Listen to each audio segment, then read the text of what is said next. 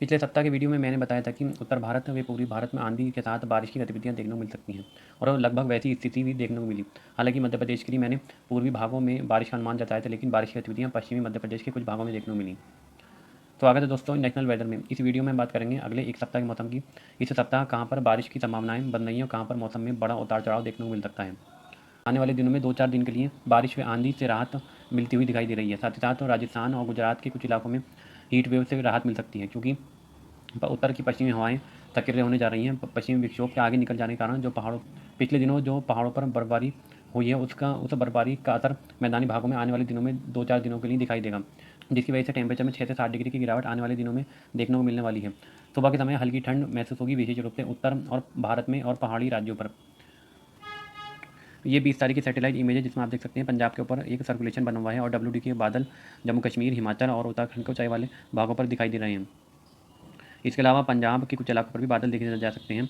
राजस्थान, गुजरात से लेकर मध्य प्रदेश, उत्तर प्रदेश, दिल्ली, बिहार पर मौसम साफ बना हुआ है, लेकिन छत्तीसगढ़ के कुछ भागों से लेकर झारखंड, उड़ीसा, तेलंगाना, आंध्र प्रदेश, कर्नाटक और महाराष्ट्र के दक्षिणी भाग, गोवा, केरल, तमिलनाडु पर बादल देखे जा सकते हैं। पूर्वोत्तर पर भी बादल बने हुए हैं। अब अगर हम आने वाले दिनों के मौसम की बात करें तो हीट वेव से बड़ी राहत राजस्थान और गुजरात और मध्य प्रदेश के कुछ भागों को मिल सकती है। हालांकि मध्य प्रदेश के पूर्वी भागों से लेकर छत्तीसगढ़ और झारखंड, बिहार पर हीट वेव का शिकंजा कसता हुआ दिखाई दे रहा है, क्योंकि यहाँ पर बारिश की गतिविधियाँ अब कम होने वाली हैं। लेकिन इस सप्ताह के अंत में 26 और 27 तारीख से एक बार फिर से बारिश की गतिविधियाँ पूर्वी भारत में बढ़ सकती हैं। 21 अप्रैल के मौसम की बात करें तो आप देख सकते हैं 21 तारीख को भी जम्मू कश्मीर, हिमाचल और उत्तराखंड के ऊंचाई वाले भागों पर इस WD का प्रभाव बना रहेगा, जिसकी वजह से हल्की बारिश की गतिविधियां इन भागों में दिखाई देती रहेंगी।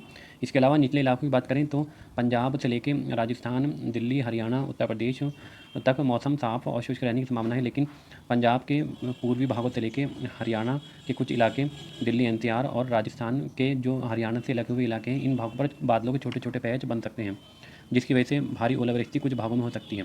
हालांकि इसकी संभावना सिर्फ 10% है, लेकिन कुछ भागों में संभावनाएं बन सकती हैं। इसके अलावा उत्तर प्रदेश के बाकी बचे हुए इलाके आप देख सकते हैं, बिहार, झारखंड पर मौसम साफ और शुष्क रहेगा। उत्तर पश्चिमी हवाएं सक्रिय होने लगेंगी। उत्तर पश्चिमी हवाएं का प्रभाव गुजरात और मध्य प्रदेश के भागों पर भी दिखाई देगा, जिसकी वजह से यहाँ पर थोड़ी मौसम में ठंडक बढ़ेगी। सुबह के समय मौसम में ठंडक बनी रहेगी, लेकिन दोपहर के समय जैसे ही धूप का प्रभाव बढ़ेगा तो यहाँ पर गर्मी बढ़ने लगेगी।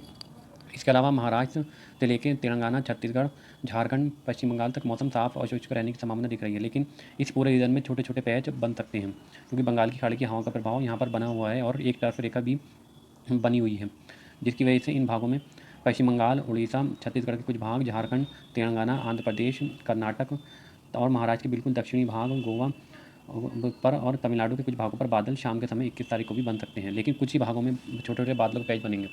ज़्यादातर इलाकों में मौसम साफ और शुष्क रहेगा। पूर्व उत्तर में भी बारिश की गतिविधियाँ असम से लेकर निचले राज्यों में बनी रहेंगी। हिमाचल में हल्की बारिश की गतिविधियाँ जारी रहेंगी।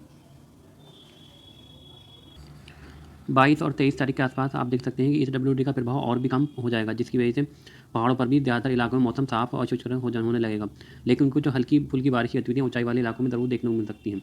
इसके अलावा पंजाब, हरियाणा, उत्तर प्रदेश से लेकर मध्य प्रदेश और राजस्थान, गुजरात तक उत्तर पश्चिमी हवाओं का प्रभाव बना रहेगा, जिसकी वजह से यहाँ पर मौसम बिल्कुल साफ और शुष्क रहेगा। लेकिन बिहार के उत्तरी तराई वाले इलाकों से लेकर उत्तर प्रदेश के तराई वाले इन भागों में यहाँ पर पूर्वी हवाएँ सुबह के समय चल सकती हैं, लेकिन दिन के समय ये पूर्वी हवाएं कमज़ोर हो जाएंगी और यहाँ पर भी उत्तर पश्चिमी हवाएं चलने लगेंगी।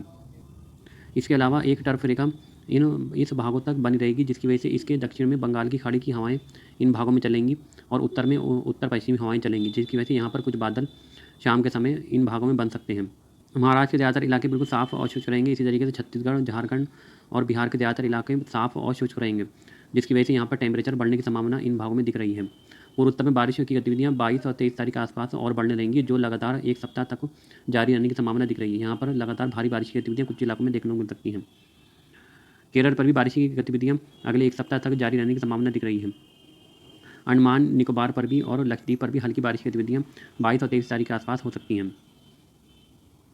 ये आप देख सकते हैं 25 तारीख को एक और WD भारत पर दस्तक देगा, लेकिन ये काफ़ी नीचे से होकर गुजरेगा।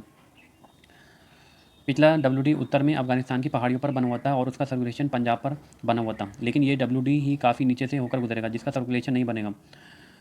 इस WD के कारण आंधी तूफान का नया दौर 25 अप्रैल की शाम से उत्तरी पश्चिमी राजस्थान से शुरू हो सकता है, जो 26 और 27 तारीख तक उत्तर और वे पूर्वी भारत को एक बार फिर से कवर कर सकता है और यह नया दौर बारिश का 30 अप्रैल तक चलने की संभावना दिख रही है। अगर हम 25 और 26 तारीख की बात करें तो इस WD के प्रभाव की वजह से 25 तारीख की शाम को राजस्थान के उत्तरी और पश्चिमी भागों पर कुछ हल्की वेदर एक्टिविटी शुरू हो सकती है, जिसकी वजह से आंधी तूफान की घटनाएं यहाँ पर देखने को मिल सकती हैं। पहाड़ों पर इस WD का प्रभाव हल्की बारिश की गतिविधियों के रूप में जम्मू कश्मीर पर दिखाई देगा और हिमाचल के ऊंचाई वाले भागों और उत्तराखंड के ऊंचाई वाले भागों पर दिखाई दे सकता है। गंगा के मैदानी भागों में इस WD का प्रभाव पूर्वी हवाओं के रूप में दिखाई देगा, जिसकी वजह से बिहार से लेकर दिल्ली और पंजाब हरियाणा तक पूर्वी हवाएं इन भागों में चलने लगेंगी और एक टर्फ रेखा इस WD से लेकर बिहार तक बन जाएगी।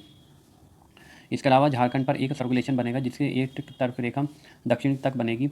यहाँ से एक बार फिर से थार रेगिस्तान से गर्म झुलसाने वाली हवाएं राजस्थान और गुजरात को फिर से प्रभावित करने लगेंगी, जिसकी वजह से एक बार फिर से इस पूरे रीजन में हीट वेव चलने की संभावना दिख रही है, क्योंकि यहाँ से थार रेगिस्तान से हवाएं झुलसाने वाली गर्म हवाएं इन भागों में पहुँचने लगेंगी।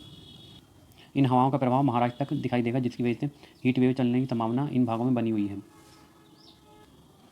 25 और 26 तारीख के आसपास जो बिहार पर सर्कुलेशन बनेगा उसकी वजह से और एक टर्फ रेखा जो यहाँ तक बनेगी, उस टर्फ रेखा के कारण 25 और 26 तारीख के आसपास की बारिश की गतिविधियाँ तेज़ हवाओं के साथ यानी काल बैसाखी की स्थिति उड़ीसा से लेकर तेलंगाना, आंध्र प्रदेश और छत्तीसगढ़ के कुछ दक्षिणी भाग, झारखंड, पश्चिम बंगाल और बिहार के कुछ भागों पर दिखाई दे सकती है और इन पूर्वी हवाओं का प्रभाव पहाड़ों पर भी दिखाई देगा, जिसकी वजह से उत्तराखंड और हिमाचल के कुछ भागों में बादलों के पैच बन सकते हैं।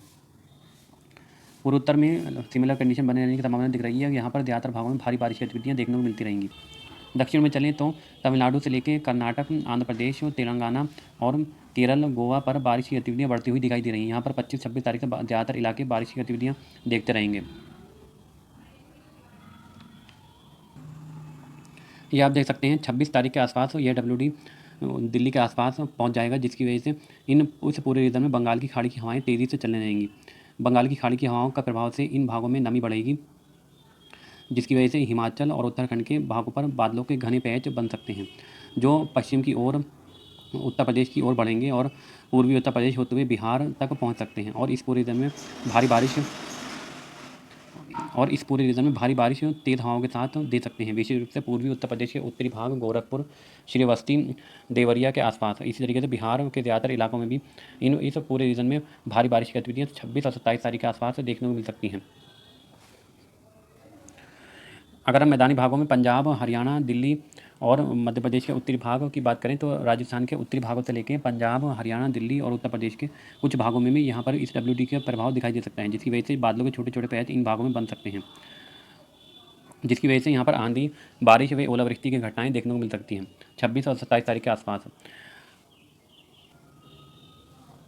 इसके अलावा राजस्थान के दक्षिणी भागों से लेकर गुजरात, महाराष्ट्र और मध्य प्रदेश के पश्चिमी भागों पर हीट वेव चलने की संभावना दिख रही है और मौसम साफ और शुष्क रहने की संभावना है, लेकिन मध्य प्रदेश के उत्तरी पश्चिमी भागों पर कुछ नीमच मंदसौर के आसपास बादलों के पैच जरूर बन सकते हैं।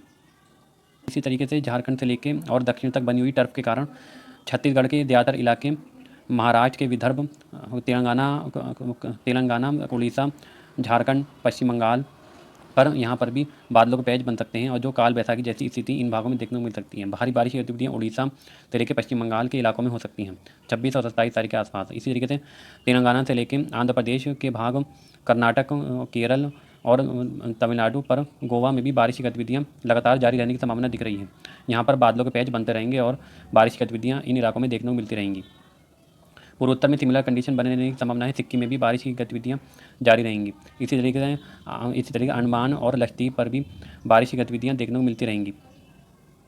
ये आप देख सकते हैं, ये 27 तारीख का मॉडल है, जिसमें आप देख सकते हैं कि एक टर्फ रेखा की वजह से यहाँ पर इस पूरे रीजन में छत्तीसगढ़, झारखंड, पश्चिम बंगाल, उड़ीसा, तेलंगाना, कर्नाटक और गोवा तक बारिश की गतिविधियाँ देखने को मिलती रहेंगी।